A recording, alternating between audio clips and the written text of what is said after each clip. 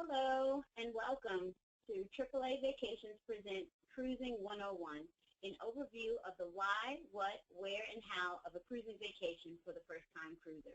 My name is Sherry Knott with AAA South End. And I'm Mandy Huff, a travel agent at AAA South End, and I'll be guiding you through our presentation.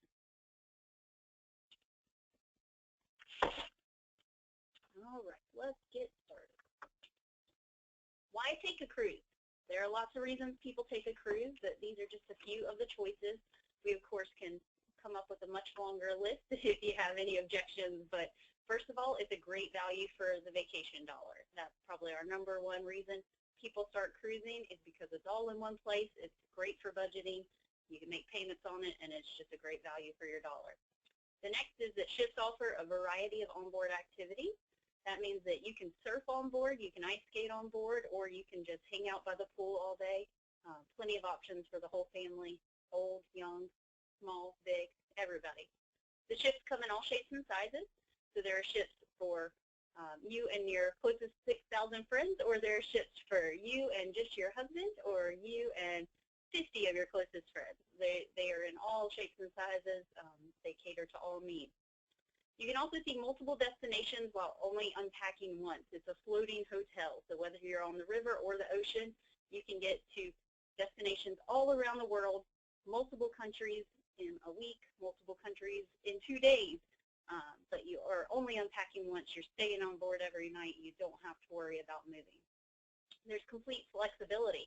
You can be as relaxed as you want or as active as you want. You can choose to go on a hike while you're in port. You can choose to run the track on board the ship, or you can, again, sit by the pool or get a massage all day if you want. Next, and my favorite reason, is the delicious food and dining experiences. You can have a fabulous steak that rivals Ruth's Chris or Morton's, or you can eat 24-hour pizza if you want to. There are plenty of options on board, again, catering to all needs and all family members. AAA can help you get on board via our many preferred partners. So a preferred partner to AAA means that we have a connection and a partnership with these companies, meaning that there are better benefits for you, our member, while booking with them. Whether that's an onboard credit or champagne when you walk on board, plenty of options and benefits for booking with AAA through these preferred partners. But maybe the biggest one is advocacy. So if anything were to happen or you have any worries, we're your advocate, and we have partners in the destinations and with these cruise lines that can help us get through any obstacles. With so many cruise lines, how do you choose? What are the differences? Which one fits me and my family? There are so many options that a lot of that depends on who you are, but that's what your agent is there for. We're there to qualify and figure out which ship will suit you. If you want to do an ocean cruise, that's going to be a completely different ship than what will take you into the rivers of Southeast Asia, the rivers of Europe. So destination would be key, but also, do you want to have a huge ship where you have Broadway-style shows at night, or do you care more about having a ship with only 50 other people on board where you are hanging out with just the people you came with every night, maybe doing a little bit of relaxing, but no real live entertainment every night? It just depends on your style and how you like to travel. So there are lots of options and lots of reasons why you would choose different ships. It would depend on your family, but we can help you choose that. When is the best time of year to go on a cruise? You're going to hear me say it a lot. It truly depends. So are there times when you can get better deals? It depends on which destination you're going to, but yes, there are certainly times of the year when better deals come out for certain destinations or certain cruise lines. Between river cruising and ocean cruising, that will vary widely. Between Alaska and the Caribbean, that will vary widely, because that means that those are different seasons. That's also going to depend on which time of year it's less crowded, which usually goes along when the better deals are. So if the ship is less crowded because the kids are still in school, then that probably means that there's a deal to be had. So again, just depending on where you're going, what kind of cruise line you're looking for, there are deals throughout the year, but we just need to check and see, again, what fits your family. Where can we go? Where can we go? If there is a place on your list, you can get there, but remember that cruises only go to places where there's water, so that's much of the earth. Most settlements and cities were built on water. So whether that's a river or an ocean, there are plenty of options to go. You can go to Paris, you can go to Vietnam, you can go to England, you can go to the Bahamas. There are plenty of places. So if there's a body of water, you can cruise it. Here are our 5 most popular cruise destinations. I would say the majority of first-time cruisers start in the Caribbean because it's so close to us. We can easily get to the Caribbean out of ports all along the southeast. So that is definitely our most popular. Next is Alaska. So Alaska is beautiful. It's part of the U.S. There's a national park that people want to see, glaciers, plenty of options in Alaska. And a lot of people start with cruising that because there are some places you can only see via cruise when you go to Alaska. European rivers, that's a hugely popular destination right now because it is, again, unpacking once but seeing multiple countries while you cruise along 1 or 2 rivers. The Mediterranean, if you want to go to ancient Rome, if you want to see Spain, that's the way to do it. You can go up and down along the coast and knock out a few different countries in one trip without unpacking. So you can do the coast of Spain, France, and Italy in a 7-night cruise. It's a good way to jump in. The Northeast U.S. and Canada, if you've ever wanted to go see the fall foliage, this is another great option to see it. You can travel between Boston and Quebec City, or New York and Quebec City, and you can do a 10-day cruise, a 7-day cruise. These go throughout the fall. So the Caribbean, some destinations that are really hugely popular are St. Martin and St. John. These are just some pictures to give you an idea of what you're looking at if you travel to the Caribbean with the beautiful blue water. St. John is a U.S. Virgin Island, so you get to stay in the U.S. a bit while you're traveling to the Caribbean. Alaska, again, just some pictures so you can see beautiful wildlife in Alaska, plenty of glaciers to see, so something different that you certainly wouldn't be able to see if you stayed close to the Caribbean, but you don't have to leave the U.S. And more pictures, so this is northeastern United States, then the river cruises of Europe. Obviously, that top left picture is gorgeous, cruising right along the city. Do you need passport? Again, it depends. So if you're traveling in and out of the same U.S. port, currently you do not have to have a passport. You have to have a certified copy of your birth certificate and a government-issued photo ID with names matching that birth certificate. However, would we ever recommend traveling without a passport? Not in most cases. If you happen to be stranded somewhere, you can't get back into the country without a passport, so it's always recommended. For any European sailings or cruises that are leaving from Vancouver going to Alaska, you certainly would have to have a passport.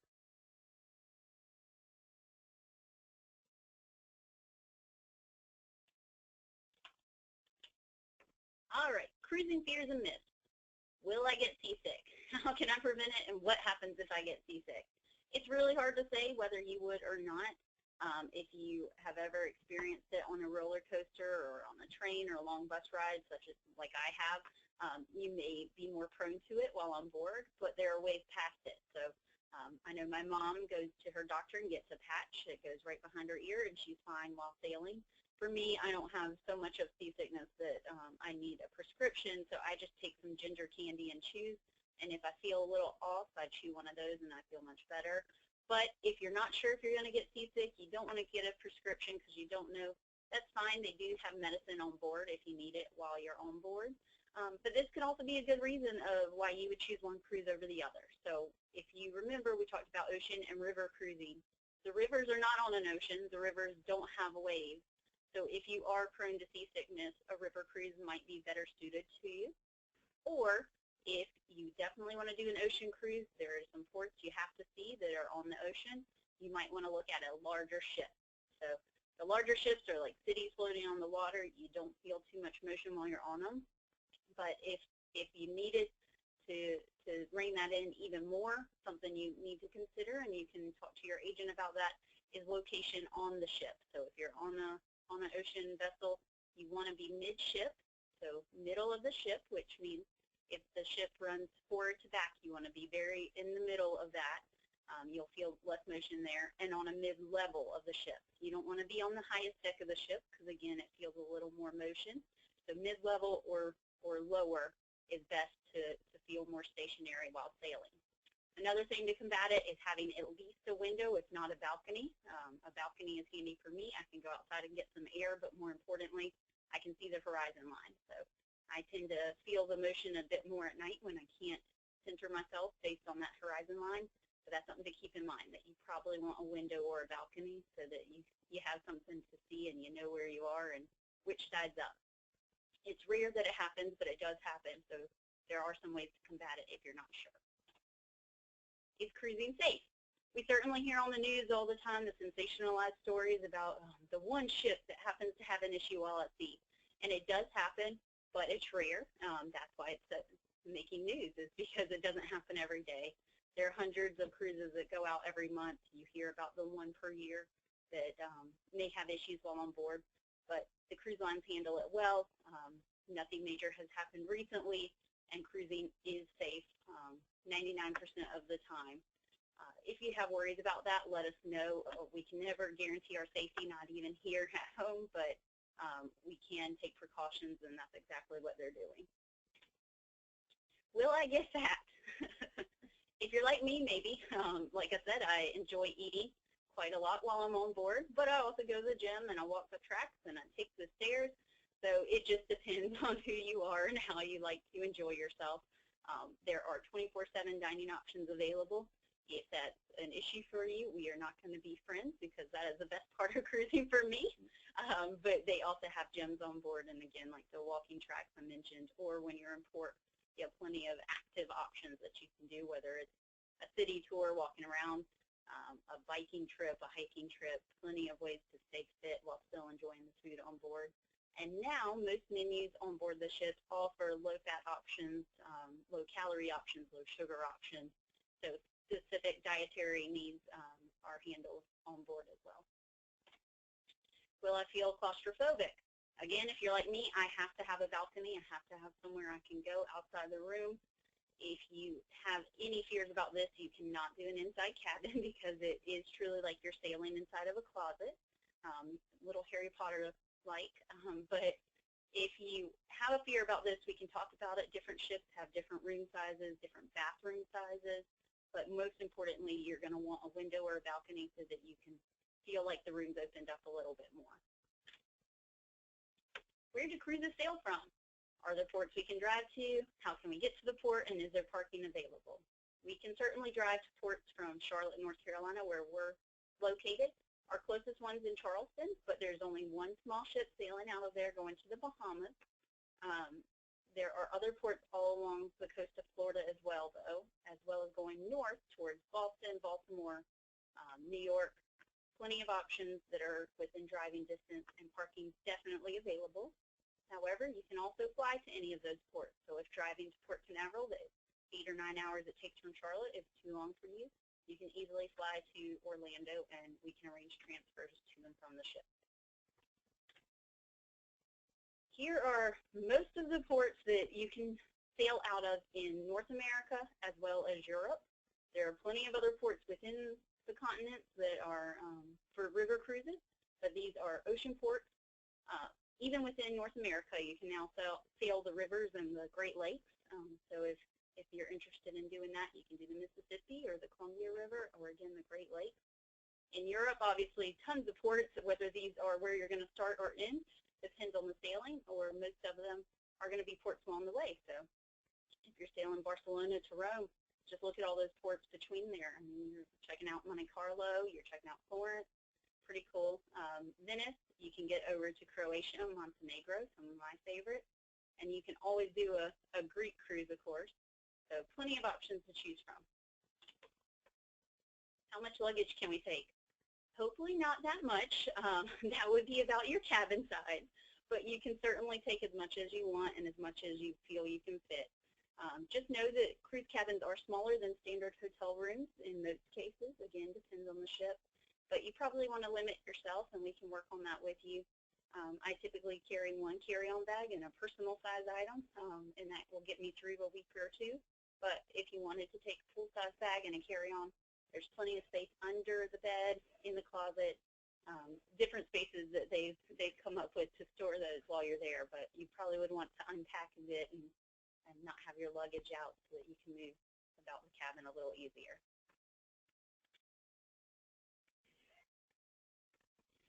So what kind of cabin should I choose? What are the types? I've kind of already hit on that a bit. It depends on your sailing style and what you prefer in your land tours and land packages, but we rarely recommend inside cabins unless maybe you are taking the kids and you want them to stay across the hall while you enjoy your balcony, or if you are on a budget, and inside is always going to be the lead-in price. So if you just want to get on the water, and inside can work for you. But typically we recommend at least an ocean view, which means you have a window in your cabin. So ocean view and above. If you wanted to do a suite, you sometimes get a few more amenities included, so concierge services, priority embarkation and disembarkation, and different amenities in your room.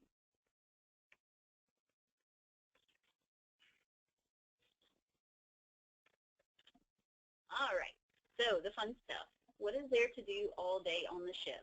Well, some days, remember, you'll be at port. So if you're doing that Mediterranean sailing, you might spend all day in Rome. If you're in the Bahamas, you might be over at Atlantis swimming with the dolphins. But while you are on the ship and at sea, and once you're done at port, there are plenty of activities.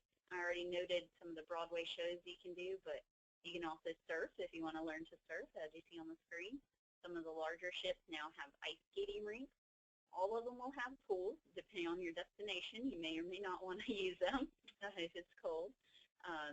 Splash areas for the kids, so Disney Cruise, Carnival, Royal Caribbean always cater towards kids with extra splash areas. There are spas on board, casinos on some ships. There's plenty of options. You will not get bored while you're on board. As you can see, here's a bunch of options, things you can do. While I was on board with Celebrity, there was a Top Chef competition, so there was a cooking competition. I attended a lecture on a FBI agent who caught a serial killer, so a very random lecture. I went to trivia probably twice every day. Plenty of options and things to do on board, but again, if you want to sit by the pool, that is more than okay. You can sit there with drink in hand for all 7 days if you choose. Here are some of those pictures from on board. They always have entertainment at the pool, but they also have the quiet pool areas on some of the larger ships. They do games and shows at night. The Newlywed Show is always fun. Plenty of options. All right, so tell me about the food. Well, I already did a lot of that, so I'm not going to tell you too much more about it.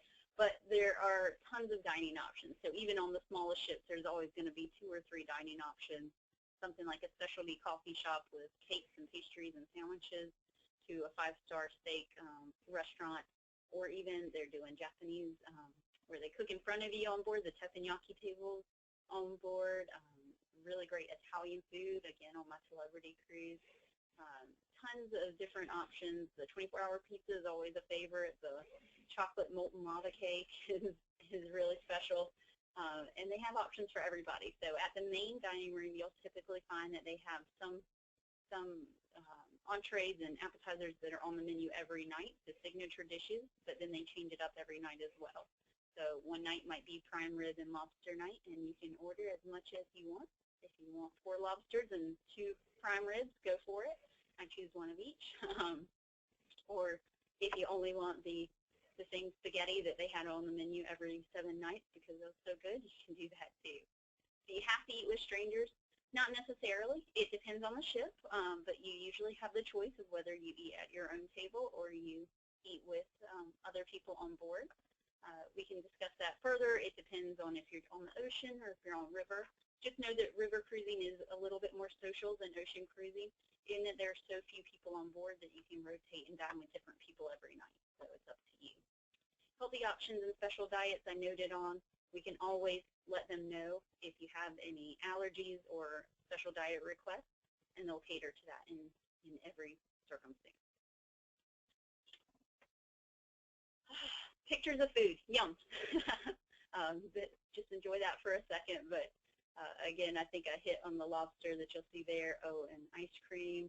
Oh, there's always a buffet on board too, so if you don't like what's in the main dining room on your ocean cruise, you can always go to the buffet and do just dessert one night if you want.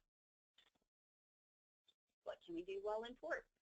It depends on what you want to do. If you're in the Bahamas and you want to walk off the ship and go to a beach, you can do that. Or if you're in the Bahamas and want to go swim with the dolphins, as I alluded to earlier, you can do that as well. In Alaska, you can get off your big cruise and get on a smaller ship and go see the whales up close, as well as the glaciers. Sometimes the glaciers will even calve, so when the ice falls off and creates waves for you, it's a cool experience, a real loud crack people go crazy for. On the river cruises, typically at least one excursion is already included in every port, which is generally a city tour.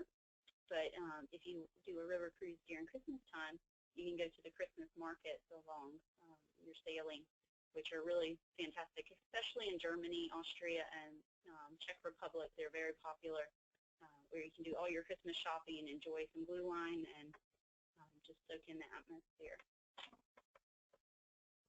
So what's a private island? Some of the ships have private islands in the Caribbean or in the Bahamas in particular. These islands are where your ship's going to be alone. So like Disney has Castaway Cay, where you can go and it's only people on your ship with Disney who are on the island. When you're there, you can choose a snorkel, or I think Disney has a 5K you can run if you want to stay active. But it's not just for rich and famous celebrities anymore. Now you can do it with you and your friends. What's included in the cruise price?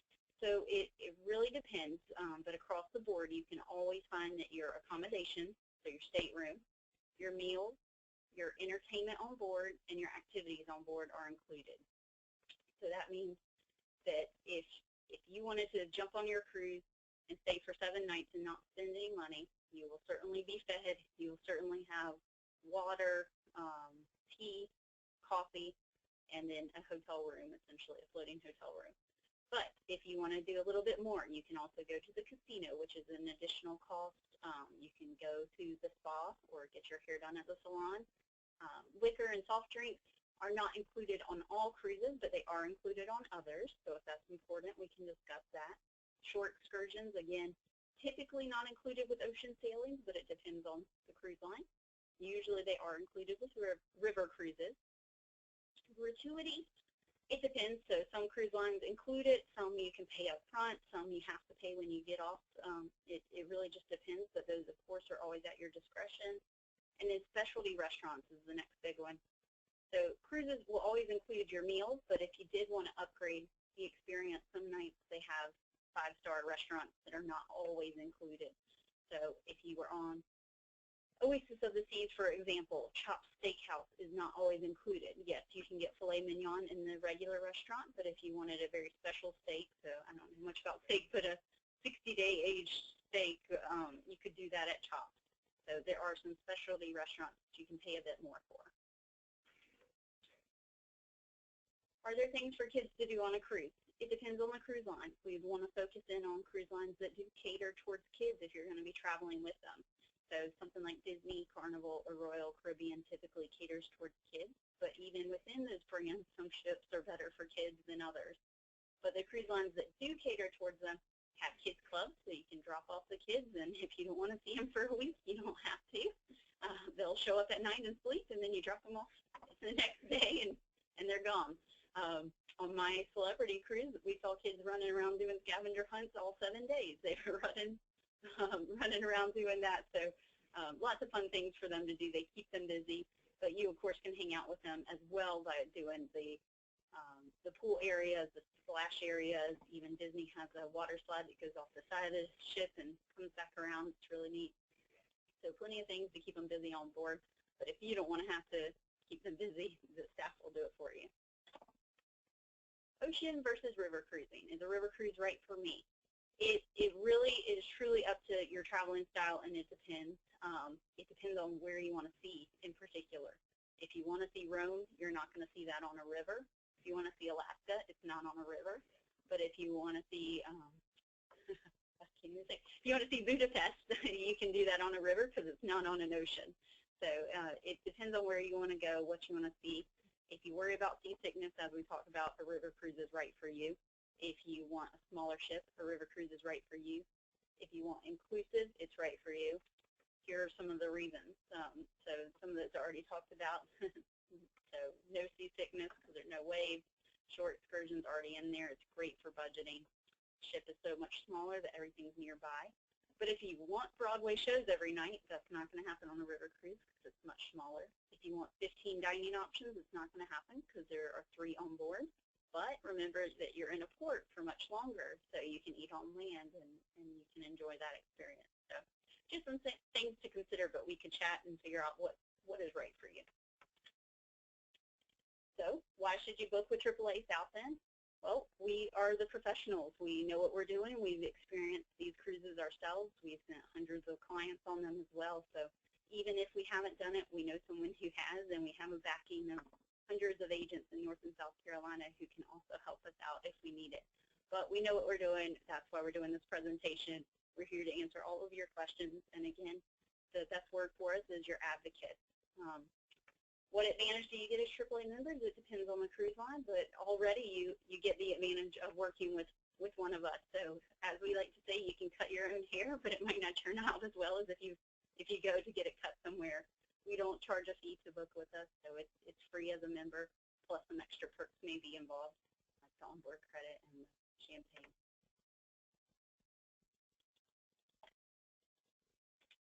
All right.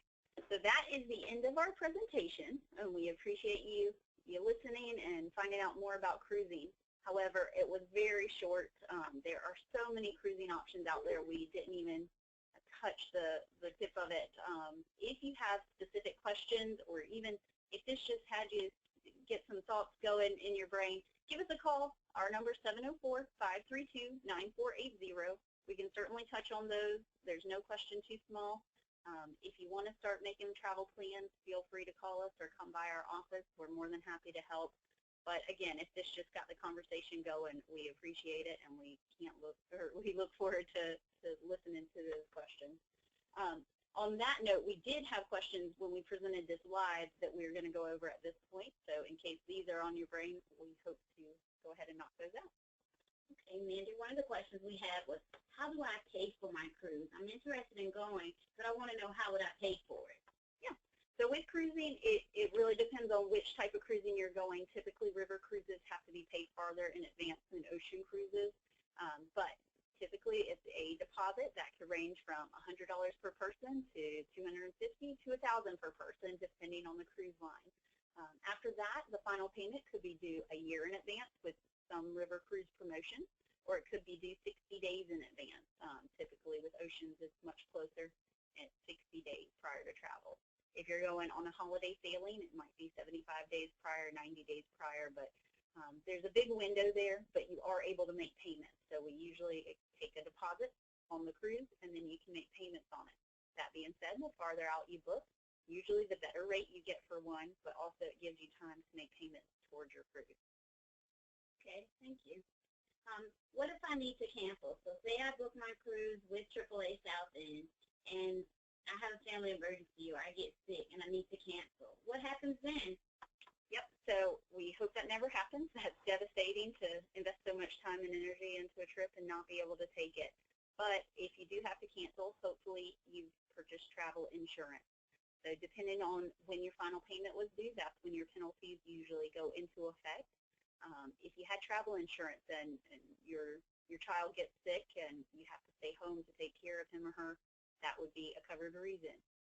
But you have to have the travel insurance. If you don't have it, typically it's non-refundable, especially within 14 days. It's usually a 100% penalty. So we do try to guide you to travel insurance options that might be good for you. On that same note, not even concerning cancellation, but while you're traveling, typically your U.S. health insurance does not cover you while abroad. So if you're taking a cruise anywhere outside the United States, we need to look at travel insurance that will cover any medical expenses that you might incur while on board. So I witnessed someone fall and hurt her neck. I know that was expensive. My dad on his Alaskan cruise had to stay overnight in the hospital ward on board, and it was more expensive than his cruise was. So travel insurance is certainly important, and we can discuss that on a one-on-one basis. The price depends on age and total trip cost, as well as cruise line. Thank you. All right. So what if I wanted to take a cruise on my own? I didn't want to travel with my significant other or with my family. I just wanted to travel by myself. How would that work? So typically this isn't a great idea for cruising, to be honest, because solo travelers are usually charged double cruise fare. You only pay taxes and port fees for one person, but usually double cruise fare. However, a lot of our vendors are now doing promotions where on certain sailings, solo passengers can travel without having to pay the double cruise fare. A good example of that is Uniworld usually for river cruising has solo passenger savings on each of their itineraries a couple of times a year. Norwegian even just added some studio cabins to some of their ships, so if you wanted to do a Hawaiian cruise, Norwegian has studio cabins on that ship. So again, it's built for one person. It's a smaller cabin, so you're not having to pay double because you're taking up space for two as a solo passenger. So there are ways around it, and there are certain cruise lines that cater more towards it, but we would need to look at that on a one-on-one basis, again, based on where you want to go and which cruise line you're interested in. Okay, thank you. What if I wanted to cruise with a group? Like if I wanted to have a family reunion on a ship, or if I wanted to do a class reunion, how would that work? Cruises are fantastic for groups, so especially your ocean cruises. I've done weddings on a cruise. I've done school class reunions on there, and just friends and family going on a 3-night out of Florida. So there are plenty of ways to do groups on board. There are actually even ways if you're our group leader where you can sail for free. So cruise fare is on an ocean cruise typically free for the 16th guest in 8 cabins. So there are ways you can travel for free if you can gather enough people to go with your group. It is a great way, especially for multi-generational. So if you have grandparents that want to take all the kids and all the grandkids, there are plenty of options on board some of the larger ocean cruises that are catered towards an older crowd and younger crowd as well as kids. So it's a great way to get the whole family together or a whole friend group on a ship. Okay, and one last question. How can I stay connected at sea and on board?